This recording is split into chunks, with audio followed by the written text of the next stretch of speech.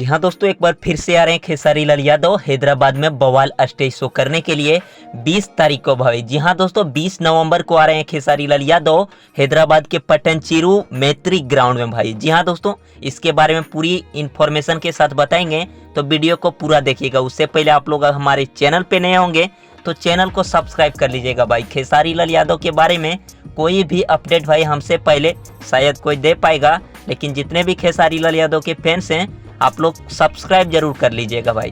तो बात करते हैं भाई सीधा खेसारी लाल यादव का। पट्टनचेरू मैत्री ग्राउंड आप लोग लाइव स्क्रीन पे देख पा रहे होंगे, ये पिछले साल का वीडियो है भाई। वहीं पे आए थे खेसारी लाल यादव और इस बार भी वहीं पे आने वाले हैं, तो आप लोगों को पूरा वीडियो भी मिलेगा भाई। तो चैनल पे नए होंगे तो सब्सक्राइब जरूर कर लीजिएगा। और आप लोगों को बता दूं कि भाई 20 नवंबर को आ रहे हैं शाम 7 बजे खेसारी लाल यादव। पिछले साल की तरह ही भाई इस साल भी एकदम धमाकेदार एंट्री होने वाला है खेसारी लाल यादव का मैत्री ग्राउंड में।